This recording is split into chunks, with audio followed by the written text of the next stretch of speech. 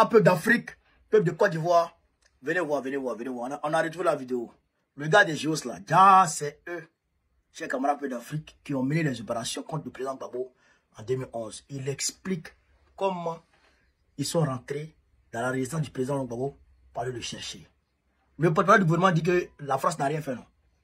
Moi, je vous ai dit que la Côte d'Ivoire appartient à la France, non. Écoutez cette vidéo, vous-même là, vous serez étonnés.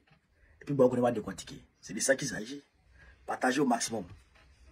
Il y a une chose dont je me souviens très bien, où j'ai pas appelé à l'aide, mais où je me suis tourné vers lui. C'était à la fin de la crise en Côte d'Ivoire, en 2011. Vous vous souvenez de cette affaire-là? Gbagbo avait refusé le résultat des élections. Ah, mais quand il n'a pas refusé. Il y avait des mercenaires partout dans Abidjan, et on avait reçu l'ordre. On avait reçu l'ordre confirmé par les Nations Unies de faire arrêter les massacres que perprétaient les troupes de Gbagbo contre la population dans le quartier d'Abobo. Menteur, menteur, c'est vous-même qui tirez là-bas. Dans le quartier d'Adjamé, qui est un quartier qui est plutôt peuplé par des gens du Nord, etc. Écoutez, il y a des motifs. Et donc le mode d'action, on avait des gazelles avec des missiles Hot, plein de missiles Hot, des missiles qui tirent à 4 km. Des hélicoptères, pour ceux qui connaissent. Des hélicoptères, avec des missiles qui tirent à 4 km. Et donc les ordres, j'étais chef du CPCO, et donc les ordres qu'on avait donnés, c'est détruire toutes les capacités militaires de Gbagbo. Donc ses bateaux, ses dépôts de munitions, etc. Sans jamais toucher à sa résidence où il était claquemuré. Et donc on fait ça une nuit, 2 nuits, 3 nuits, 4 nuits avec des pilotes extraordinaires qui dormaient pas, etc., qui volaient, revolaient. Enfin bon, ça a été quand même assez exceptionnel. Et à la fin, on pensait que Gbagbo allait céder comme ça. Et Gbagbo, il n'a pas cédé. On a tiré, pas tous nos missiles, mais tout ce qui n'était pas cassé était dissimulé. Et la mission n'était pas remplie, puisque la mission, c'était permettre aux forces du Nord, là, à l'Alliance du Nord, de pouvoir s'emparer de Gbagbo et mettre en place Ouattara, qui avait été légitimement élu à l'occasion de ces élections. Et donc là, j'ai donné l'ordre au général qui était sur place d'y aller à pied. C'est quand même difficile, hein. Entre tirer à 4 km sur un objectif et puis fouiller tous les carrefours, toutes les haies, etc. Et donc ça a été très dur. Ça a été très dur parce qu'on avait du mal à se comprendre, parce que lui trouvait que c'était une mission qui était extrêmement exigeante. Et donc je lui ai dit, mais c'est comme ça que tu vas faire. C'est comme ça que tu vas faire. Parce qu'il est hors de question que l'armée française tourne le dos, fasse demi-tour face à une bande de mecs en claquettes, etc. Et donc ça a été compliqué. Ça a été un ordre. Plus celui qui commandait était un bon camarade. Et ça a été très compliqué. Et je dis, c'est comme ça. C'est comme ça. Et puis ça faisait moi aussi 3 ou 4 nuits que j'avais pas dormi parce que je regardais un peu tout ce cinéma là. Et donc je dis à mon adjoint, je rentre chez moi, je vais prendre une douche, je dors 2 heures et je reviens. Et en partant, j'ai intercédé en disant, mais est-ce que j'ai eu raison? Est-ce que vous m'avez donné le discernement de prendre la décision? Est-ce que j'ai bien pesé ce que je faisais courir comme risque aux soldats français, etc., etc., etc. Autant vous dire que si j'ai pris une douche, j'ai pas dormi. Et 1 heure après, je suis revenu avec la tête dans les épaules. Le CPCO, il fallait descendre sous terre avec la tête dans les épaules en me disant mon Dieu, aide-moi ou mon Dieu, pardonne-moi.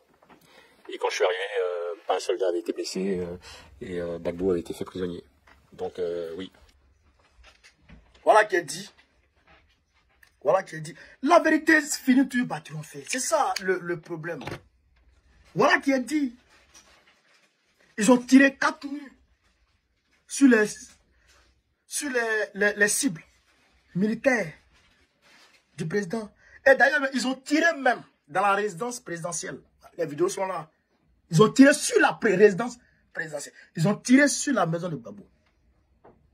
Ils ont tiré dessus, ils ont cassé sa maison. Vous avez vu ça, non? Vous avez vu ça, non? Et donc, comme ils ont vu que leur objectif n'était pas atteint et que le président Gbagbo n'avait pas cédé, donc il a donné ordre aux gens d'aller à terre, les troupes terrestres. Vous avez vu ce qui se passe à Gaza? Ils ont bombardé. Quand ils ont fait les bombardements, ils ont vu que ça ne va pas. Les troupes terrestres sont rentrées pour aller tuer les gens. Donc c'est ça qu'ils ont fait. Donc lui-même là, il dit, en fait, il est en train, si tu veux, il est en train de se confesser. Qu'il a demandé pardon à Dieu, pour dire Dieu pardonne-moi, est-ce que j'ai fait le... il demande pardon à Dieu avec que Dieu protège les soldats français qui sont partis sur le terrain. Donc, quand le porte-parole du gouvernement dit que la France n'a rien fait pour la Côte d'Ivoire, ce gars-là, il est bête, il ne connaît rien. Mais c'est des petits bouffeurs de bananes qui étaient placés dans les arbres, quelque part en Occident, et qui attendaient sagement que le président Gbagbo tombe. avant de venir aux affaires. Vous comprenez ça? Donc, les vrais gars même qui ont combattu, les vrais gars même qui sont restés sur le terrain même, eux, ils ont été tués. Beaucoup ont été froidement liquidés dans les casernes. Mais vous avez vu Ouattara? Il a été froidement empoisonné. Vous avez vu Ambak. Vous avez vu Soro Guillaume. Vous avez vu Amadou Bon Koulibaly qui ont été liquidés. C'est les petits bouffeurs de bananes. Les Marou Touré qui bavardent aujourd'hui là. Mais il était placé en Suisse. Il était placé en Suisse. Dans un balcon là-bas. Au 10e étage. C'est eux qui mangent aujourd'hui.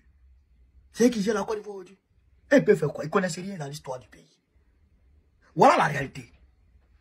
Voilà la réalité. Et donc, vous pensez que la France va tirer 4 jours de missiles, mobiliser ses gazelles pour les beaux yeux de Ouattara, pour instaurer la démocratie? Ils n'en ont rien à foutre de la démocratie en Afrique. Ça leur dit rien, ça. Ils n'en ont rien à foutre des Africains. Ça, c'est quoi? Les Africains, quoi? C'est pour protéger leurs intérêts.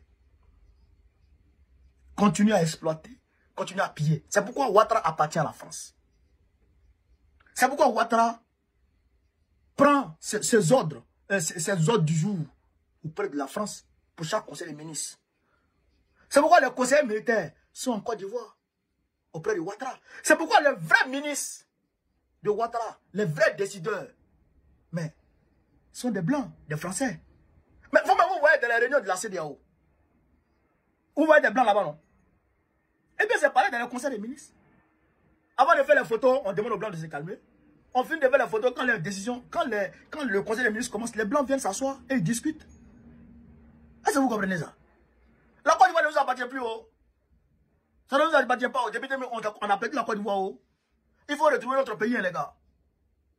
2025, c'est la meilleure occasion de retrouver notre pays.